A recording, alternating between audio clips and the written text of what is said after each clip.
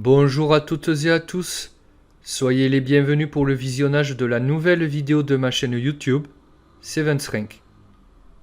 Avant de commencer, je vous invite à vous abonner à cette chaîne si ce n'est pas déjà ou encore fait, sans oublier de vous demander le petit pouce bleu sous la vidéo si celle-ci a pu vous apprendre, tout en étant source pour vous de plaisir.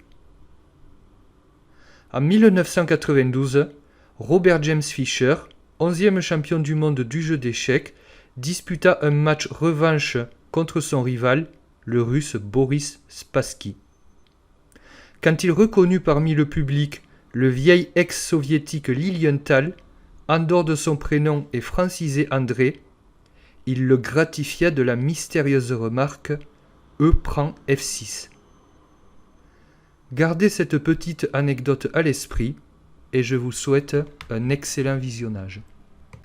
Dans cette partie, jouée au fort tournoi de Hastings le 1er janvier 1935, Lilienthal a les blancs et il décide de débuter par le coup D4. Alors D4, quelle est l'idée? On installe un pion au centre comme pour E4 et on vient contrôler la case noire centrale en E5.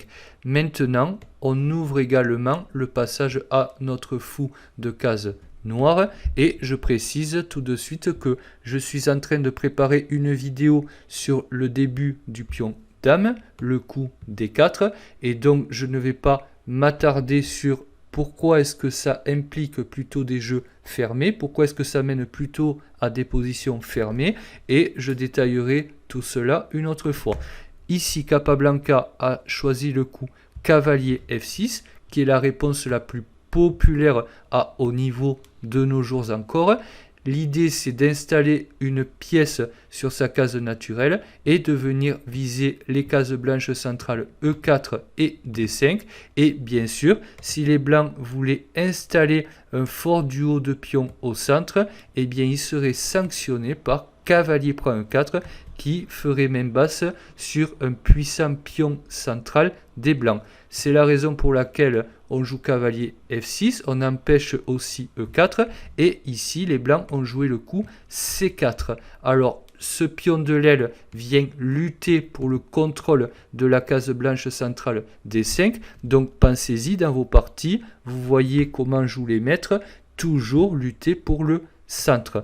Maintenant, E6 est joué pour les noirs, on installe un pion qui va venir contrôler la case centrale D5, toujours le centre, et maintenant on imagine un appui pour la poussée centrale D5 des noirs, poussée centrale du pion qui serait bien protégée par la dame, le cavalier et le pion E6, donc beaucoup de flèches, beaucoup de cercles, mais pensez-y, toujours lutter pour le centre. En même temps, on vient frayer le passage à notre fou de case noire, et si celui-ci se développe, eh bien ça facilitera un rock rapide pour les noirs. Donc un jeu tout à fait logique jusqu'ici.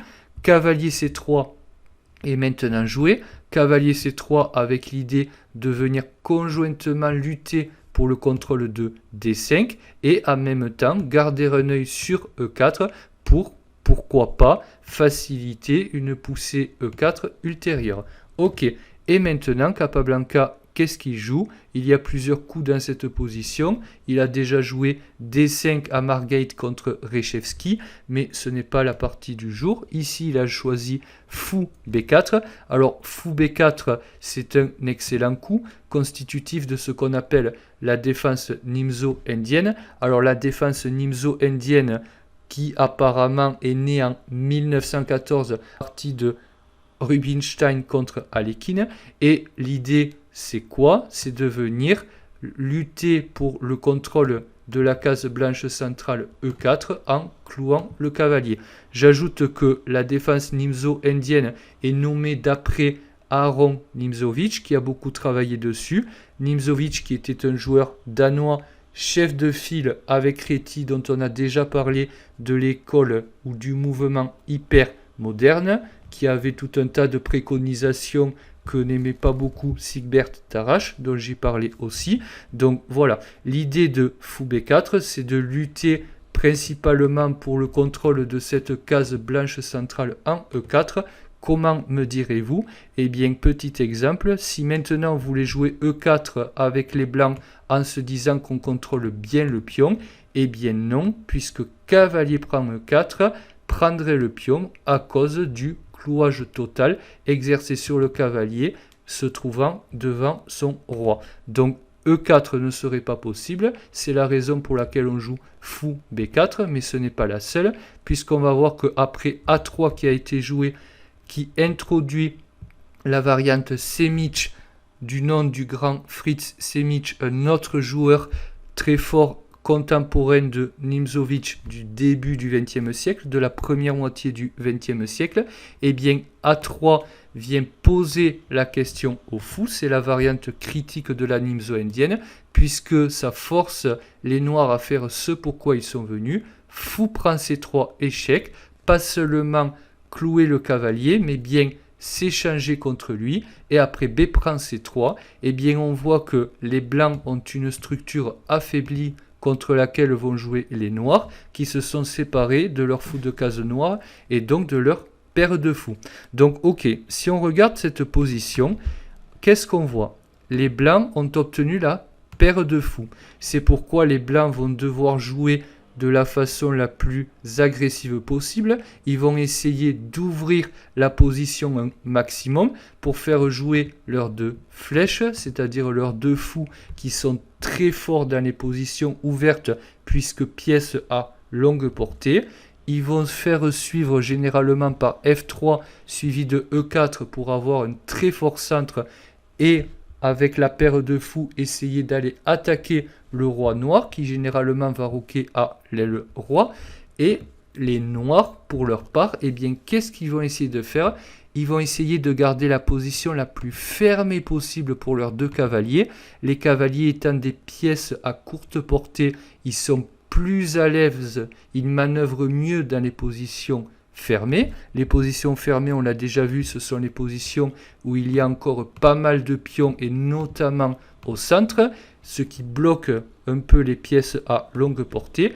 Et un plan typique pour les noirs, c'est de jouer B6 suivi de fou en A6, alors parfois en B7 d'où il rayonne sur la grande diagonale blanche, on appelle ça mettre un fou en fianchetto, mais généralement on préfère jouer B6, fou A6, cavalier C6, cavalier A5, et maintenant imaginez dans votre tête le cavalier et le fou attaqueraient tous les deux le pion C4, et c'est une des idées de cette défense nimzo-indienne, venir attaquer ce pion C4 qui ne peut plus être protégé par un pion ami, et donc faire pression dessus, si possible le capturer et transposer dans une finale gagnante avec un pion de plus.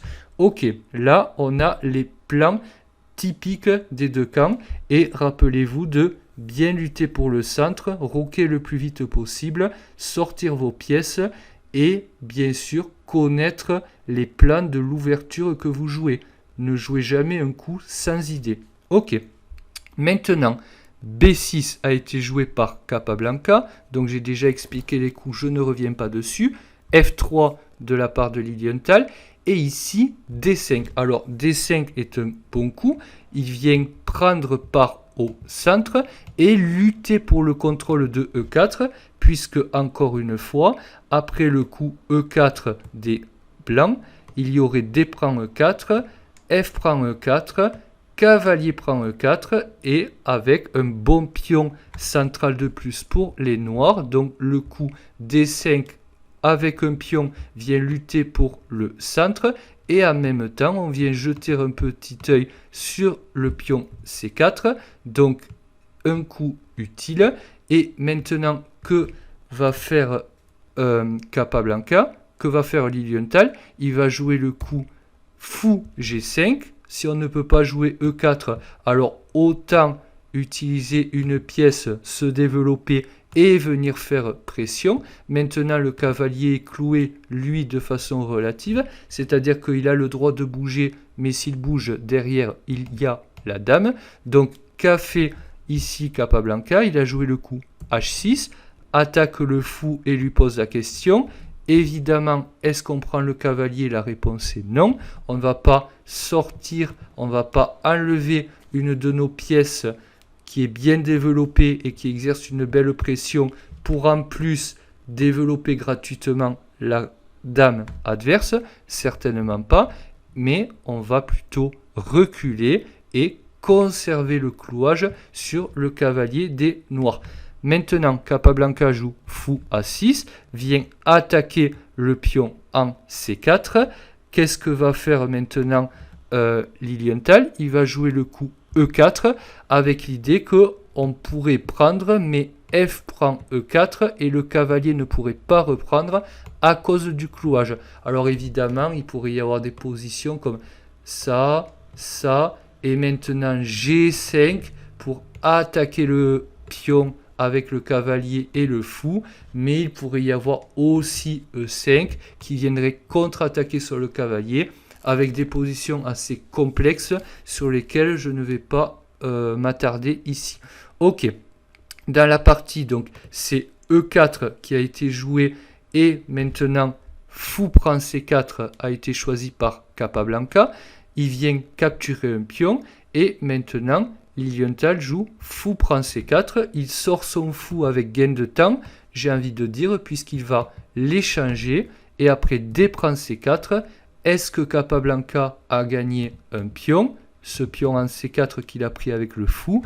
Bien sûr que non, puisque Dame A4 échec vient exercer une fourchette entre le roi noir en échec et le pion C4. Alors une fourchette, qu'est-ce que c'est? C'est le fait d'attaquer simultanément plusieurs cibles, pas forcément des pièces, mais des cases, des pions, plusieurs cibles dans le camp adverse avec une seule de nos pièces. Ici, c'est le cas. On attaque le roi et le pion en C4. Ok, Capablanca va jouer Dame D7. Il part l'échec en espérant un échange de dames, il le verrait d'un bon oeil, puisque éventuellement, enfin évidemment je veux dire, dame prend D7, cavalier prend, échangerait les dames et laisserait les noirs avec un pion de plus. Et évidemment, on ne veut pas de ça avec les blancs, c'est pourquoi Lilienthal a joué dame prend C4, récupère son pion et conserve sa dame, puisqu'il va essayer, on l'a vu, avec son fou de longue portée et son fort centre, d'attaquer le roi des noirs. Ok, dame C6 a été joué par Capablanca qui insiste pour un échange des dames, refusé poliment par Lilienthal.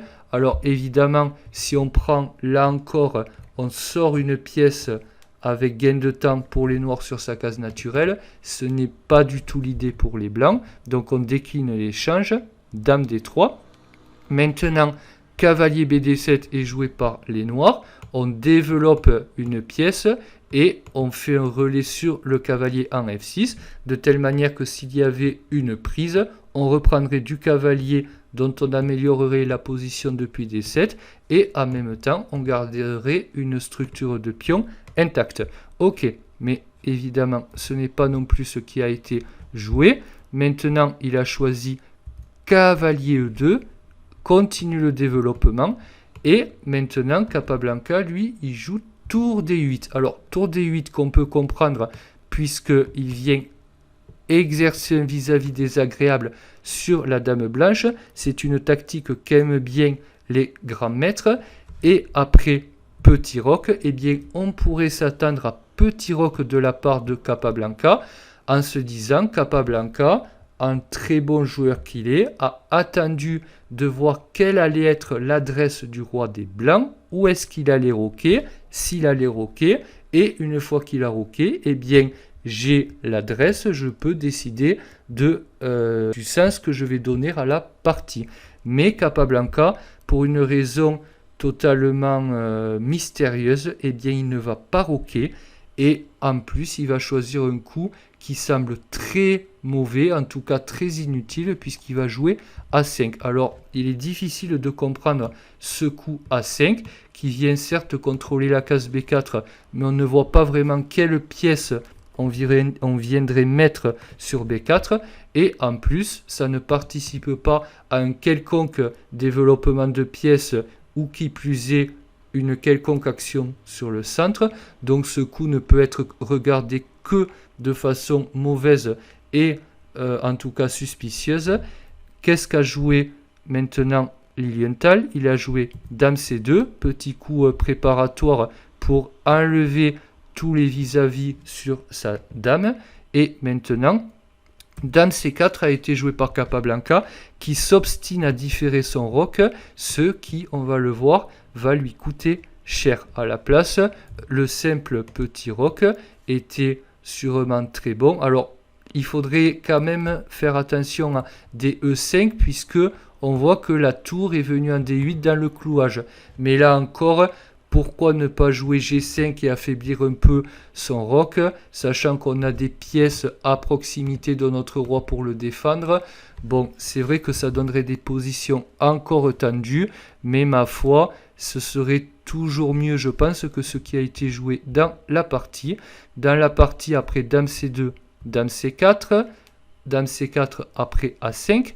Maintenant, F4 de la part des Blancs, donc un coup thématique, c'est-à-dire un coup qu'on retrouve souvent dans ce genre de position. L'idée, ça va simplement être de faire un bélier sur F5 et d'essayer de tout ouvrir, surtout qu'ici, le roi n'a pas encore roqué, il est resté au centre, donc il est vulnérable. Quand un roi reste au centre et qu'on a de quoi l'attaquer, regardez, on a toujours la dame, nos deux tours, un cavalier et un fou bien placé, eh bien on essaye d'ouvrir la position pour atteindre le roi, surtout avant qu'il roque.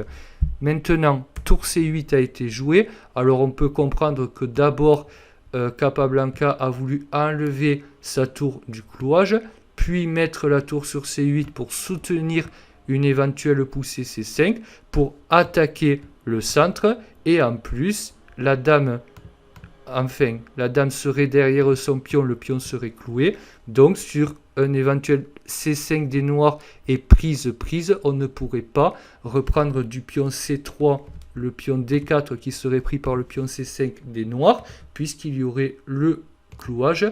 Et en plus, ça ferait une liaison entre la dame et sa tour noire. Donc une très bonne opération pour Capablanca.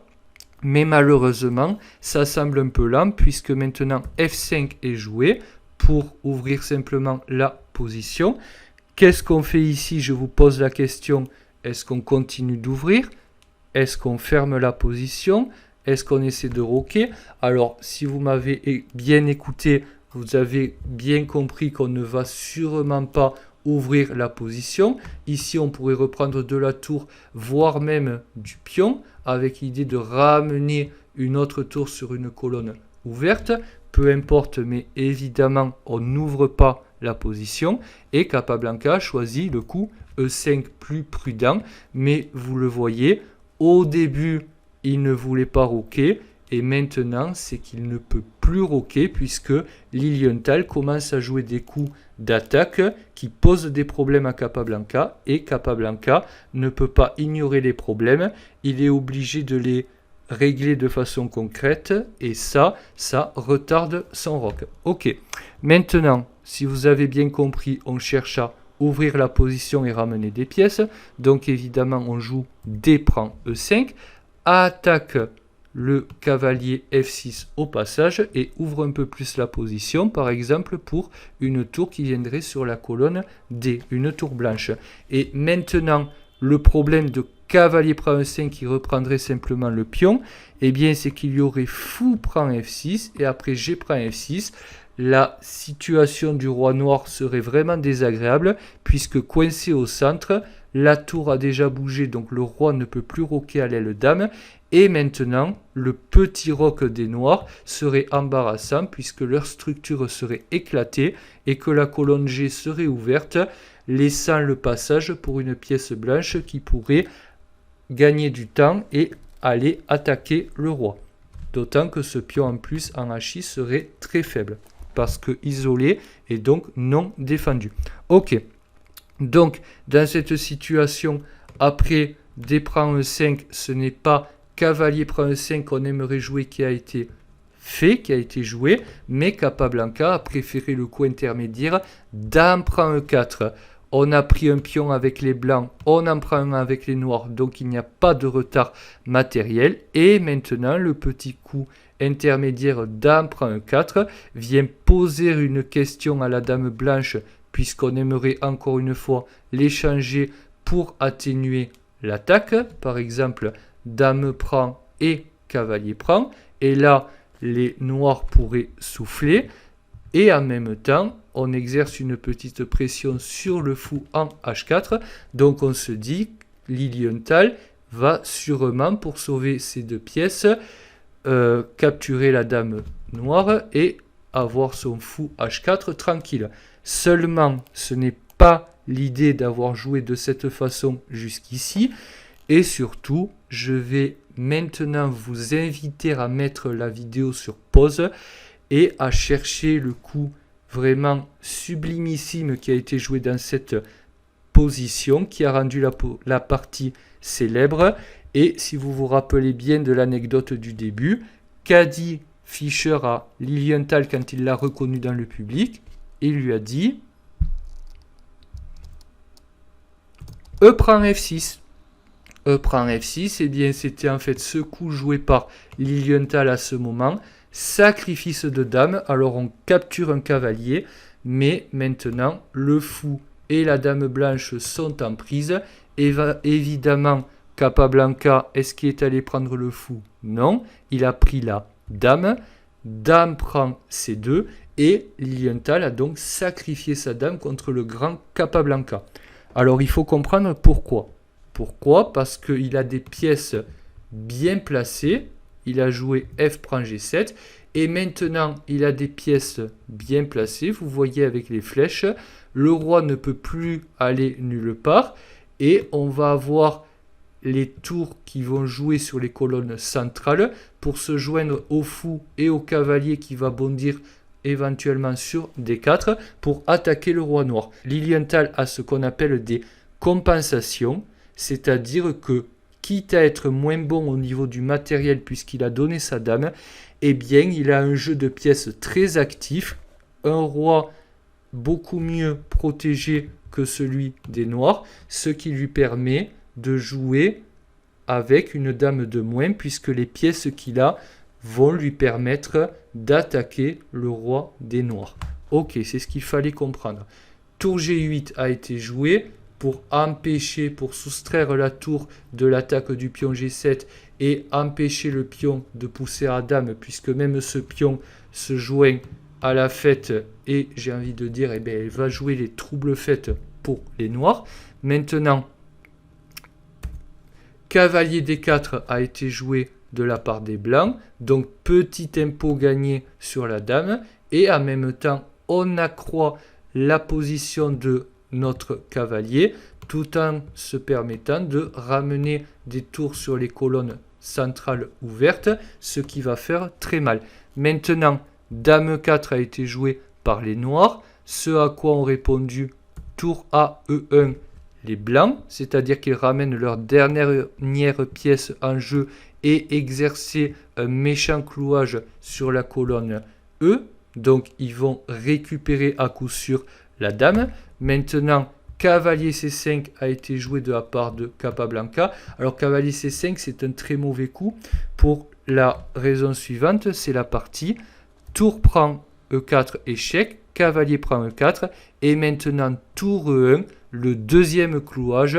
Après avoir récupéré la dame, eh bien les blancs vont gagner un cavalier en plus et maintenant ils auront deux pièces pour la tour, deux pièces mineures c'est 6 points, la tour 5 points, donc ils auront l'avantage matériel, passant ainsi devant Capablanca. Ok, tour prend G7 a été joué, évidemment on gagne un pion et on essaie d'atténuer la menace de l'adversaire, notamment ce pion qui était pas très loin de la dame et qui pouvait faire peur. Maintenant, tour prend E4, échec, très simplement.